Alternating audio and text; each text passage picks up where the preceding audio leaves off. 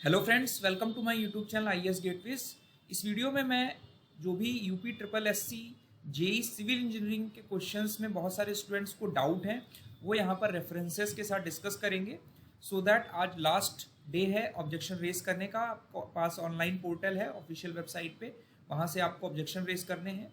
So accordingly आप अपने objection raise कर सकते हैं। बहुत सारे क्वेश्चंस और बहुत सारे चैनल्स पे कुछ कुछ क्वेश्चंस में कुछ बताए गए हैं सजेशंस, बट वो सारे चीज़ों को मैंने इनकॉर्पोरेट करते हुए यहाँ पर आपको सभी क्वेश्चंस का ब्रीफ में आपको डिस्कस करूँगा। बहुत डिटेल डिस्कशन नहीं करूँगा और इसका पीडीएफ टेलीग्राम ग्रुप के में शेयर कर दूंगा। So let's start. इसमें जो पहला क्वेश्चन है, इसमें पूछा गया था choose the appropriate service unit for school building.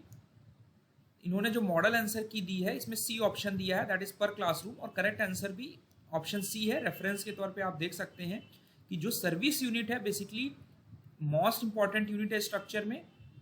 तो किसी भी स्कूल बिल्डिंग में जो हमारी सर्विस यूनिट है, जो भी हम एस्टिमेशन कर रहे हैं वो पर क्लासरूम के बेसिस पे कर रहे हैं। जो हमारी उसकी रिक्वायरमेंट्स है पर क्लासरूम की, उसके बेसिस पे हमारी स्कूल बिल्डिंग की रिक्वायरमेंट निकल कर आएगी। तो रेफरेंस के तौर पे IS 8827 कोड है जो बात करता है कि स्कूल बिल्डिंग के लिए जो बेसिक रिक्वायरमेंट्स हैं उसके लिए क्या रिकमेंडेशंस रखनी है, उसका मैंने रेफरेंस दिया है। यहाँ पर क्लियर कट मेंशन्ड है क्लॉज 4.1 में, the basic unit of school is a classroom. So इसमें आपको ऑब्जेक्शन रेज करने की जरूरत नहीं है।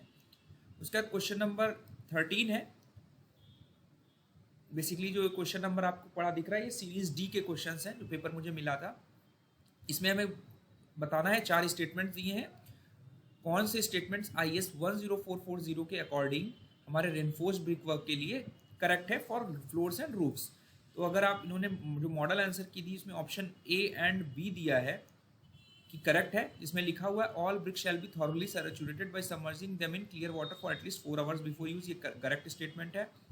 Form work for reinforce brick work for floor and roof shall not be remove before 28 days of 14 days of after laying, ये भी statement correct है। The mortar shall be mix 1:1, 1 part of fresh Portland cement to 1 part of coarse sand, ये गलत statement है। Reference के तौर पे अगर आप देखेंगे ये IS 10440 के कोड से मैंने निकाल के एक्सट्रैक्ट किया है कि brick shall be immersed in water for 4 to 6 hour, minimum 4 hours आपको रखना है। ठीक है, फॉर्म वर्क आपको मिनिमम 14 days ये रखना है, रिमूव नहीं करना है। और जो आपका मोटार है सीमेंट मोटार वो 1:3 रेशियो का है। ठीक है, तो यहाँ पर गलत दिया हुआ है तो इसमें सी ऑप्शन तो करेक्ट नहीं होगा। तो हमारा ऑप्शन जो बचता है वो केवल ए और बी, जो ऑप्शन ए इन्होंने दिया है वही करेक्ट है। तो इसमें भी आपको ऑब्जेक्शन रेज नहीं करना है। उसका नेक्स्ट क्वेश्चन है unit of measurement of quantity entered in one sheet is called measurement sheet, ये करेक्ट स्टेटमेंट है।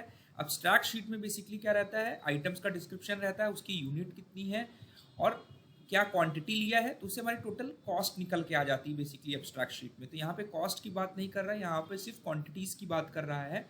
तो जो मेजरमेंट बुक में हमारी मेजरमेंट शीट्स हैं उसमें हम डिफरेंट आइटम्स की डिफरेंट डिफरेंट क्वांटिटीज़ लिखते हैं और बाद में एब्स्ट्रैक्ट शीट पे उसकी मल्टीप्लाई करके कॉस्ट से पर यूनिट रेट से मल्टीप्लाई करके हम टोटल कॉस्ट निकाल लेते हैं। ठीक है, फेस शीट जो होती है ये हमारी total cost required for construction of work देती है, ये मैं आपका PDF शेयर कर दूंगा। और फेस शीट जो है वो अब्स्ट्रैक्ट शीट से डेराइव होती है। तो यहाँ पर आप PDF से एक्सट्रैक्ट करके पढ़ सकते हैं, तो इसमें भी आपको ऑब्जेक्शन रेज नहीं करना है। उसका नेक्स्ट क्वेश्चन है identify the scenario in which Simpson's rule is most accurate. तो सिम्पसन्स रूल जो है हमारा मोस्ट एक्यूरेट, इसमें अलग अलग वेबसाइट्स पे अलग अलग सॉल्यूशंस दिए हुए हैं। तो बट करेक्ट आंसर जो है कि यहाँ पर एक्यूरेसी की बात कर रहा है कि जो सिम्पसन रूल है ये हमारी जो हमारी बाउंड्रीज कर्व्ड होंगी हम तब अडॉप्ट करते हैं, बट जो मोस्ट एक्यूरेट रिजल्ट हमें मिलते हैं वो तब मिलते हैं जो हमारे स्ट्रेट्स फॉर्म हो रहे हैं वो हमारे पैराबोलिक आर्क्स के हैं। करेक्ट आंसर ऑप्शन डी होगा। और इन्होंने मॉडल आंसर की में ऑप्शन सी दिया है, तो इसमें आपको ऑब्जेक्शन रेज करना है। रेफरेंस के तौर पे मैंने यहाँ पर 2 बुक्स का रेफरेंस दिया है। यहाँ पर लिखा हुआ है, जो बुक का नाम मैंने इसलिए नहीं दिया बिकॉज रेफरेंस आपको इससे नहीं देना, ये वाली बुक का देना है। यहाँ पर लिखा हुआ है रेफरेंस में स्ट्रेट लाइन बाउंड्रीज के लिए हमारा trapezoidal rule gives the better results, Simpson's rule is preferred for curve boundaries. ठीक है, तो अगर आप कैलकुलस लेबोरेटरीज व Brooks Cole software tools page 526 1991 edition की बुक में देखेंगे, यहाँ पर लिखा हुआ है Simpson's rule consider the most accurate of this particular selection of techniques generates the quadratic और पैराबोलिक सेगमेंट। ठीक है, तो मोस्ट एक्यूरेट रिजल्ट्स आपको तब मिलेंगे जब आपका पैराबोलिक या क्वाड्रेटिक सेगमेंट्स आपने आर्क्स जो कंसीडर की हैं बाउंड्रीज की। तो करेक्ट आंसर ऑप्शन डी होगा। इसमें आप ये रेफरेंस देके रेस कर सकते हैं। उसके बाद इसमें ये अर्थवा की इक्विपमेंट दिया था, इसमें करेक्ट आंसर जो है ऑप्शन सी हो। बहुत सारे स्टूडेंट्स को इसमें डाउट था यहाँ पर, इसलिए मैंने रेफरेंस के तौर पे प्यूरीफाई की कंस्ट्रक्शन प्लानिंग एंड इक्विपमेंट की बुक पेज 264 का सेम जो फिगर है दिया हुआ है, which is also known as backhoe. इसको हम हो भी सिंपली बोलते हैं, या इसका हम बैक शॉवल भी बोल सकते हैं। ठीक है, यहाँ पर आपको रेफरेंस मिल जाएगा। सेम फिगर्स जो बने हुए हैं ये हमारे बैक हो के हैं, जो कि क्वेश्चन में पूछे गए हैं। उसके बाद नेक्स्ट क्वेश्चन है, यहाँ पर minimum size of RCC column पूछा गया है। इन्होंने आंसर में 9 इंचेस दिया है, जो कि अप्रॉक्सीमेटली हमारा 227 mm के अप्रॉक्स होता है। लेकिन अगर आप IS 456 स्पेशली देखेंगे, बिकॉज क्वेश्चन IS 456 से डराइव करके बोला गया है, तो फायर रेजिस्टेंस क्राइटेरिया के हिसाब से जो मिनिमम डायमेंशंस हैं वो हमारी पॉसिबल डायमेंशंस जो हैं वो 150 फॉर फुली एक्सपोज सरफेस के लिए पॉसिबल है, तो जो कि ऑप्शंस में नहीं है। तो इट मीन्स कि हमारा 9 इंचेस या 12 इंचेस या 200 mm से भी हमारी मिनिमम डायमेंशंस पॉसिबल हैं कॉलम की। और यहाँ पर क्लॉज 26.4.2.1 में भी क्लियर करता है, in case of columns of minimum dimension 200 mm, minimum dimension यानी विड्थ या डेप्थ में जो मिनिमम डायमेंशन है उससे कम, यानी हमारी 200 mm से भी जो विड्थ है या मिनिमम डायमेंशन है वो पॉसिबल है कॉलम्स के लिए, जो कि आप फायर रेजिस्टेंस वाली जो टेबल है IS 456 वहाँ से डराइव कर सकते हैं। इसमें कोई भी option as per IS 456 correct नहीं है। जो डक्टाइल डिटेलिंग का कोड है वहाँ पर कहीं रेफर किया गया है कि मिनिमम आरसीसी कॉलम की विड्थ आप 300 mm तक रख सकते हो मिनिमम आपको, तो वो आपकी अर्थक्वेक रेजिस्टेंस डिजाइन के हिसाब से कंसिडरेशन है। IS 456 में इस कंसिडरेशन को नहीं लिया गया है। उसका नेक्स्ट क्वेश्चन है, assuming that the applied force on object is 16 newton when failure occurs and lap area of object is 4 metre square and average shear stress value is, इन्होंने जो करेक्ट आंसर दिया है वो जो मॉडल आंसर की में दिया है वो सी दिया है। तो सबसे इंपॉर्टेंट चीज़ है यहाँ पे नेचर ऑफ फोर्स स्पेसिफाइड नहीं है, या फोर्स लगा कैसे रहे हो, कि whether it is being applied in the longitudinal axis, whether it is applied perpendicular to the longitudinal axis.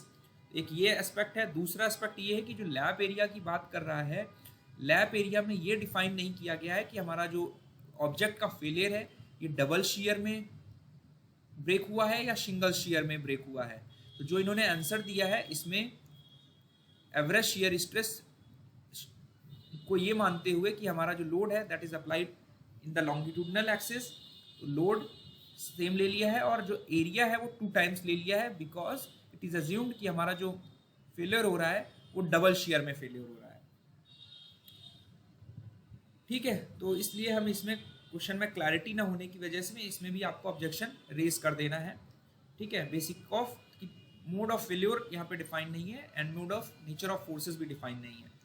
अब नेक्स्ट क्वेश्चन है हमारा, यहाँ पर दिया हुआ है कि सैचुरेटेड सैंड सैंपल दिया हुआ है और आपको अनड्रेन्ड शियर स्ट्रेंथ मेजर करनी है। तो जो मोस्ट अप्रोप्रिएट और फास्टेस्ट टेस्ट आप कर सकते हो test result shear strength parameter निकालने के लिए, वो डायरेक्ट शियर टेस्ट है। इन्होंने सही आंसर दिया है। रेफरेंस के तौर पे अगर आप देखेंगे तो वेंकट रमैया की बुक और आपकी ब्रिजमोहन दास की बुक है, यहाँ पर साफ साफ लिखा हुआ है कि in spite of this shortcoming the direct test shear test is the simplest and most economical for dry or saturated sandy soil. Unconfined compression test, इसमें स्टूडेंट्स को डाउट है, वो बेसिकली हमारा अनकंसोलिडेटेड अनट्रेंड टेस्ट है जो कि हमारा specially clay specimens के लिए यूज किया जाता है। तो इसमें भी आपको ऑब्जेक्शन रेज करने की जरूरत नहीं है, commission will not consider it. उसका नेक्स्ट क्वेश्चन है हमारा कि यहाँ पर कौन सी प्रॉपर्टीज जो है हार्डेंड कंक्रीट के लिए डिफाइन की गई हैं। तो स्ट्रेंथ ऑफ नॉर्मल कंक्रीट जो है 25 मेगापास्कल से 45 मेगापास्कल है। Denser the concrete greater the performance, यहाँ पे इन्होंने स्टेटमेंट गलत कर दिया है, extremely resistance to physiochemical attack. तो यहाँ पे 1 और 3 स्टेटमेंट करेक्ट है। इन्होंने करेक्ट आंसर की जो मॉडल आंसर की दिया उसमें भी यही स्टेटमेंट दिया है। और रेफरेंस के तौर पे जहाँ से क्वेश्चन फ्रेम किया गया है, सागर सारंगी अमित गोल्डर की बुक है कंस्ट्रक्शन टेक्नोलॉजी एंड प्रैक्टिसेस की पेज 50 में, जहाँ पर क्लियर लिखा हुआ है कि जो स्ट्रेंथ ऑफ नॉर्मल कंक्रीट है वो 25 से 40 mega pascal in general consider करते हैं। और भी जो पैरामीटर्स हैं हमारे हार्डन कंक्रीट के, जहाँ से आप देख सकते हो ये स्टेटमेंट्स एक्सट्रैक्ट किए गए हैं कि जो कंक्रीट है हमारी extremely resistance to physiochemical attack है, और साथ ही साथ the denser the concrete the better its performance and greater its durability. तो हमारा स्टेटमेंट 2 जो होता है वो करेक्ट हो जाता है। तो इसका मतलब ये क्वेश्चंस में ऑब्जेक्शन आपको रेज नहीं करना है। उसका नेक्स्ट क्वेश्चन है, यहाँ पर पूछा गया है कि किस डिवाइस से हम किसी भी दो पॉइंट्स के बीच में प्रेशर्स मेजर कर सकते हैं। तो सिंपल मैनोमीटर जो होता है वो किसी भी पॉइंट पे गेज प्रेशर मेजरमेंट के लिए होता है, तो ये ऑप्शन तो नहीं होगा। पीजोमीटर भी नहीं होगा। तो करेक्ट आंसर जो होगा ऑप्शन बी इन्होंने दिया है। बट जो सिंपल U2 मैनोमीटर है ये एक डिफरेंशियल मैनोमीटर का टाइप है, उसकी कैटेगरी में आता है। तो यहाँ पर बी और डी दोनों ऑप्शन करेक्ट हो सकते हैं। ठीक है, तो differential manometer, simple U2 manometer दोनों ही स्टेटमेंट करेक्ट हैं। रेफरेंस के तौर पे अलार्म शैलेबी की फ्लूइड मैकेनिक्स की बुक है, जहाँ पर डिफरेंशियल मैनोमीटर में be use to measure the pressure difference between two points within a single pipe flowing under pressure. ठीक है, इसी को अगर आप एलोबोरेट करेंगे तो यहाँ पर आपको मिलेगा कि जो डिफरेंशियल मैनोमीटर है वे be use to measure a pressure difference between two points within a single flow under pressure. ठीक है, similar to simple manometer, a differential manometer may be either a single fluid or multi-fluid differential manometer. When a single fluid differential manometer used to measure a small pressure difference, it consists of a single U2. तो single U2 manometer which is the simplest form of differential manometer. तो इस वाले paragraph 2.2.37 से prove होता है कि जो हमारा डिफरेंशियल मैनोमीटर की कैटेगरी में आता है सिंगल U2 मैनोमीटर, जो कि हमारा स्मॉल प्रेशर डिफरेंसेस के लिए दो पॉइंट्स के बीच में हम यूज कर सकते हैं।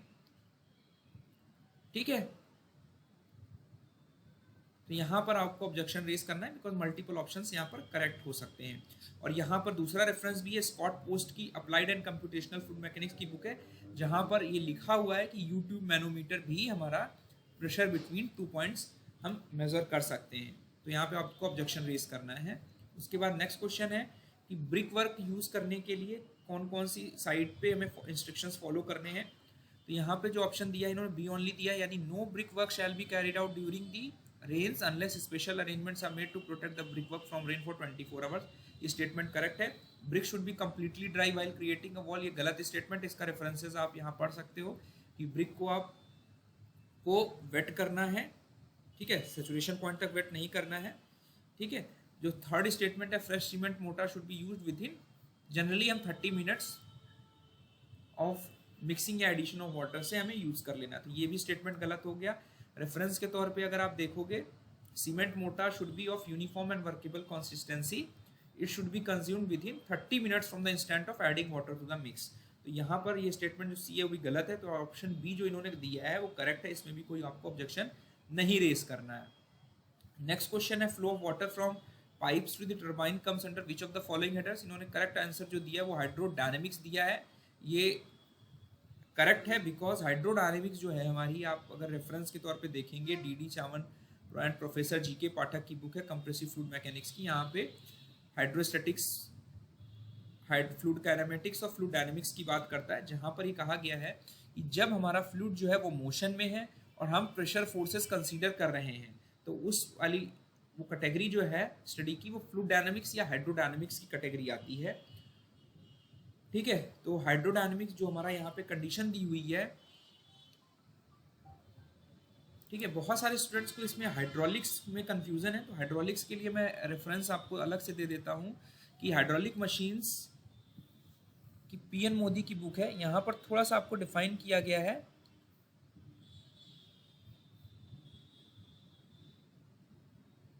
कि the other known as hydraulics deals with the practical aspects of fluid flow which has been developed from experimental findings and it is therefore more of empirical nature। ठीक है, तो यहाँ पर करेक्ट आंसर दिया इन्होंने हाइड्रोडायनेमिक्स ही correct answer होगा, more appropriate answer होगा because we are considering the pressure forces and the fluid is in motion when the pipe में से टरबाइन में हमारा पानी फ्लो करके जा रहा है। ठीक है, इसमें भी आपको ऑब्जेक्शन रेज करने की जरूरत नहीं है। उसके बाद ब्रिक बैट कोबा के लिए करेक्शन है, इसमें आपको ऑब्जेक्शन रेज करना है। इन्होंने क्यूबिक मीटर में दिया है।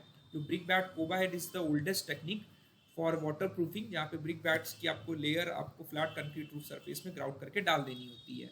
तो रेफरेंस के तौर पे being a roof treatment and water treatment method, अगर आप IS कोड देखेंगे, इसका IS 1200 का part 9 methods of measurement of building and civil engineering work, तो यहाँ पर आपको क्लियरली डिफाइन किया गया है कि जो भी वाटर प्रूफिंग ट्रीटमेंट मेथड है वो हमारा स्क्वायर मीटर्स में मेजर किया जाएगा, जहां पर हमारा क्वालिटी और quantity of materials already specify होगा कि पर स्क्वायर मीटर में हमारी इतनी ब्रिक बैग की क्वांटिटी लगनी है और ये क्वालिटी रहेगी, या सेकंड क्लास के ब्रिक्स रहेंगे या थर्ड क्लास के ब्रिक्स रहेंगे, जो भी आप कराना चाहते हो साइट पे। तो यहाँ पर ऑब्जेक्शन आपको रेज करना है। करेक्ट आंसर इसका more appropriate answer option B होगा। जो 103 क्वेश्चन है इसमें भी आपको ऑब्जेक्शन रेज करना है। यहाँ पर भी हमारी नेचर ऑफ फोर्स और किस शेयर मोड में हमारा फेलियर हो रहा है डिफाइन नहीं हो रहा, तो यहाँ पर मल्टीपल ऑप्शंस करेक्ट हो सकते हैं, तो यहाँ पर आपको ऑब्जेक्शन रेज करना है। उसका नेक्स्ट क्वेश्चन है सॉइल सर्वेइंग के लिए जहाँ पर हमारा एडिक्वेट इक्विपमेंट और टाइम अवेलेबल है, वहाँ पे आप सॉइल सर्वेइंग का किस मेथड को फॉलो करते हैं, तो करेक्ट आंसर यहाँ डेलिबरेट सर्वे होगा। रेफरेंस जहाँ से क्वेश्चन फ्रेम किया गया है, ये material testing page 2 of 226 department of army की बुक है, जहाँ पे सॉइल सर्वे के दो मेथड्स डिफाइन है, हैस्टी सर्वे और दूसरा डेलिबरेट सर्वे। जहाँ पे हमारे पास एडिक्वेट इक्विपमेंट और टाइम अवेलेबल है सॉइल सर्वे के लिए, वो डेलिबरेट सर्वे है। हैस्टी सर्वे जहाँ पे हम काम को एक्सपेडाइट करने के लिए हमारे पास टाइम अवेलेबल नहीं होता, तो हम इस सर्वे पे चले जाते हैं। तो यहाँ पर बेसिकली सॉइल सैम्पलिंग होगी और हम एक सॉइल प्रोफाइल डेवलप करेंगे, जो भी मिलिट्री कंस्ट्रक्शंस के लिए हम यूज़ करते थे टेक्निक, हैस्टी एंड डेलिबरेट सर्वे। तो यहाँ पे आप पढ़ सकते हो, यहाँ पे भी कोई ऑब्जेक्शन रेज नहीं करना है, इन्होंने करेक्ट आंसर दिया है। IRC 37 के हिसाब से CBR values for measurement of traffic on the road are up to which of the following. Flexible pavement की डिज़ाइन की बात कर रहा है, तो मैं आपको क्लैरिफाई कर देता हूँ। बहुत सारे स्टूडेंट्स ने इन्होंने ऑप्शन ए कर दिया है, but A is not the correct one, because जो इससे पहले एडिशन था 1984 का, उस एडिशन में जो हमारी टेक्निक डिज़ाइन की डेवलप हुई थी वो 30 मिलियन स्टैंडर्ड एक्सेल के लिए थी, लेकिन जब इन्होंने 2001 में इसको रिवाइज किया तो जो स्टैंडर्ड प्रोसेसर्स डेवलप किए वो हमारे रिसर्च वर्क के बाद 150 MSA तक हम उस कोड को यूज़ कर सकते थे। ठीक है, तो ये एक्सट्रैक्ट मैंने clause number 3.1 of IRC latest IRC दिया हुआ है, जहाँ पर डिफाइन किया गया 1984 में 30 MSA था, अभी लेटेस्ट जो इंस्ट्रक्शन है वो 150 MSA तक इसको हम डिज़ाइन प्रोसीजर्स यूज़ कर सकते हैं for flexible payments using CBR values. तो करेक्ट आंसर ऑप्शन डी होगा, इसमें कोई भी ऑब्जेक्शन आपको रेज नहीं करना है। इसका नेक्स्ट क्वेश्चन है कि वाटर ट्रीटमेंट प्लांट में you have been told to check the faecal coliform levels, what of the following options gives the correct reason behind the monitoring these levels. हमारे से पूछा जा रहा है कि हम ये लेवल्स क्यों मॉनिटर कर रहे हैं। ठीक है, तो कुछ जगह पे बताया गया है कि इसमें आपको ऑब्जेक्शन रेज करना है, but in my opinion there is no need to raise the objection, because यहाँ पे स्टेटमेंट भी करेक्ट है, बट इसका एक करेक्ट रीजन नहीं है कि हम ये लेवल्स क्यों मॉनिटर कर रहे हैं।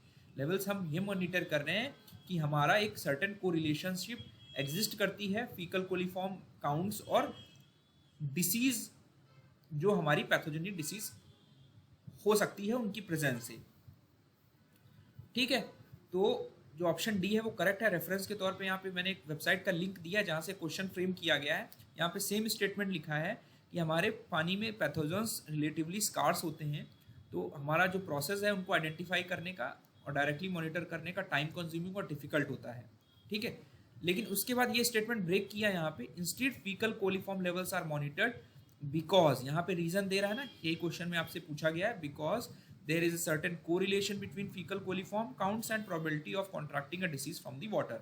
तो यहाँ पर स्टेटमेंट्स बी भी करेक्ट है और डी भी करेक्ट है, बट यहाँ पर रीजन पूछा जा रहा है हम इन लेवल्स को क्यों मॉनिटर कर रहे हैं, तो ऑप्शन डी होगा। इसमें भी आपको कोई ऑब्जेक्शन रेज नहीं करना है।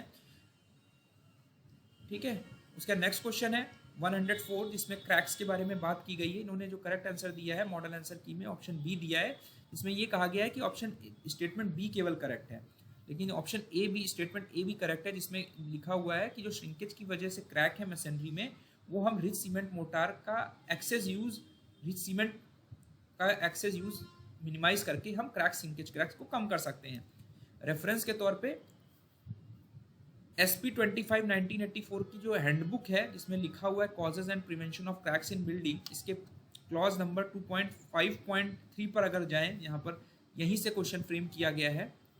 इसमें साफ साफ लिखा है कि जो श्रिंकेज क्रैक्स है मैसनरी में, ये हम मिनिमाइज कर सकते हैं bye avoiding use of rich cement motor. तो स्टेटमेंट 1 करेक्ट हो जाता है। और सेकंड स्टेटमेंट है कि हम उसको डिले प्लास्टर वर्क कर सकते हैं till masonry has died after proper curing and has undergone most of its initial shrinkage already. तो हमारा दोनों स्टेटमेंट्स करेक्ट हो जाते हैं। तो ऑप्शन जो स्टेटमेंट दोनों करेक्ट होने की वजह से ऑप्शन सी हमारा करेक्ट होगा, इसमें भी आपको ऑब्जेक्शन रेज कर देना है।